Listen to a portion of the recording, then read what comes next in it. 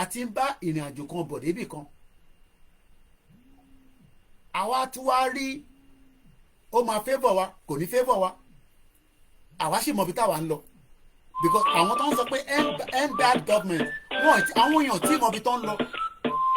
because wọ́n wà decisive they are not decisive ẹ fẹ́ end bad government so kì í ṣe tí màá lè wọlé because tọ́ba mo ń bọ̀ bishop ẹ fún mi ní few seconds sir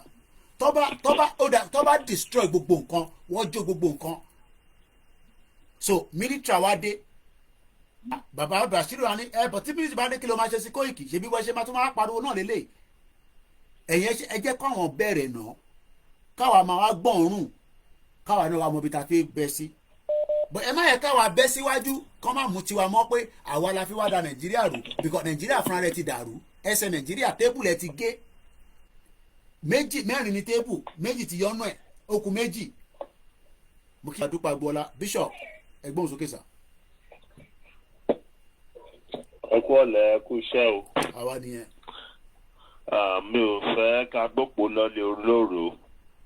ọ̀sẹ̀ kan iná ló kù. ìtọ́ lè má jáde gan. ẹgbọ́n sókè. ẹ̀yin ọmọ Yorùbá tó wà nínú Nàìjíríà lèmi fẹ́ bá sọ̀rọ̀ o ẹ lọ ra oúnjẹ sílé o ẹ lọ ra oúnjẹ sílé. Bishop ẹ má bínú àjọ máa jẹ díẹ̀díẹ̀ láàrin àwọn máa fún ní space púpọ̀ ẹ má bínú ìyá mi Jọkẹ́ ní because of what happened in EndSARS a ní wọ́n gba $100 million kí ló fi ṣe wọ́n of anybody before EndSARS kọ́ ló ti gbọ́ owó yẹn ni ẹ má yẹ ká wà two sentiment pẹ̀lú ọ̀rọ̀ in tó ṣẹlẹ̀ ní EndSARS I know that we are feeling pain mo ní níbí bá ní UK kò sí nǹkan tó bàjẹ́ nígbà tó pa Mark Dogan building méjì ọ̀tọ̀ọ̀tọ̀ èmi rí ní tán iná ń lọ làwùlà lórí ẹ̀ ní ẹ lọ síbẹ̀ lẹ́ni nísìn ìkànnà àwọn building yẹn kódà is a business district tó ń tọ́jú gbogbo àdúgbò tó ń pè ní Tottenham the second one àwọn èèyàn ń gbé lókè ìsàlẹ̀ wọn fi ṣe shop ibì kan tó wà níbẹ̀ ṣe é rántí ibi tí máa ń ṣòyìn pé job center wọ́n jẹ́ gbogbo building yẹn wọlé gbogbo títì ó di gbára gbòòrò àwọn èèyàn wọnú ṣọ́ọ̀pù tó jalè rẹpẹtẹ ọlọ́pàá ó àbánà gbogbo ẹ̀ ní bọ̀tẹ́ ń bá sọ nísìn wọn ní Koiki ló fẹ́ da Èkó rú Èkó tẹ́ ẹ̀rí kankan jẹ nínú ẹ̀ ẹ̀yẹ mẹ́ẹ̀ẹ́ ká stop yẹn Èkó tí gbogbo àwọn òrìjẹ kan rẹ̀ mo ní Tinubu ti di crown bishop ẹ má bínú ẹgbọ́n sókè mo apologize ẹgbọ́n sókè. Sorry, thank you. So àwọn èèyàn wa ẹ lọ ra oúnjẹ sílé. United Nations send memos to Nigeria government early this morning telling them not to underrate the protest that is coming,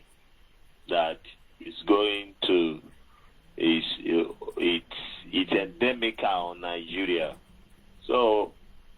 ẹ lọ ra oúnjẹ sílé o ìwọ tó bá ní sílé kan sílé lọ ra oúnjẹ sílé ó máa ju EndSARS lọ o kò ní ju EndSARS lọ o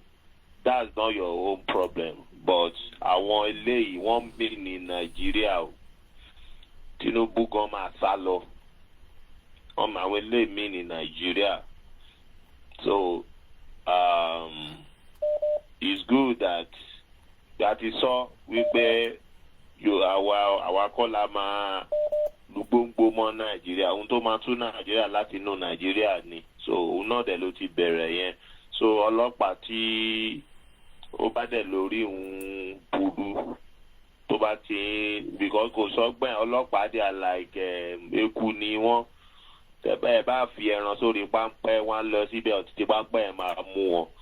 so àwọn ilé ìfẹ́ wá gbẹ̀san EndSARS ni gbogbo àwọn ọlọ́pàá kò bá pa èèyàn ẹyọ kan wọ́n pa ọlọ́pàá yẹn wọ́n pa family member so kọ́ lè mọ̀ wọ́n máa wá wọ́n á tún lọ pa àwọn family member ọlọ́pàá yẹn so the people they don't have idea of what is coming on Nigeria at all and ó ní support àwọn alágbára nulẹ̀ tó ń bá Tinubu fà so we are not sympathetic to Tinubu because we have told him Yorùbá Nation told him, and he even go to that place working against Yorùbá Nation in some aspect. Bàbá kọ lẹ́tà sí kò dá wa lóhùn, so ṣé lẹ́tà la màmá kọ ni, so àdúrà wa ló ń gbà, but àwa ò gbọ́dọ̀ jókòó tẹ̀tẹ̀rẹ̀ tani nígbà tí kìnìún kan bá ṣẹlẹ̀ tán àwa gbọ́dọ̀ go and prepare and defend, protect yourself and do everything you can to protect and buy food in the house, because bẹ́ẹ̀ ó díẹ̀ bó ṣe bẹ̀rẹ̀ nígbà yẹn sàṣẹ bó ṣe máa bẹ̀rẹ̀ díẹ̀ nìyẹn o, wọn ò ní kúrò street o, tó bá dẹ̀ ti kúrò street tó ti fẹ́ pé 30 days United Nations has to get involved. Nigeria ò ti fẹ́ kí UN get involved, wọ́n máa fẹ́ ṣe ìṣe ẹ̀ńsà sí wọn, so àwọn dẹ̀ ti ń retí kí Nàìjíríà, wọ́n ti mọ̀ pé ìṣe Nàìjíríà nìyẹn, ìjọba pànìyàn ni, so wọ́n ti ń retí kí Nàìjíríà dọ́rù yẹn wò kán lè fún wọn ní búlálà wọn látẹ̀yìn. So it's not a joke. Go and prepare, buy food in the house, and be careful of movement. Má gbọ́kànlé wọ ọlọ́pàá ọkàn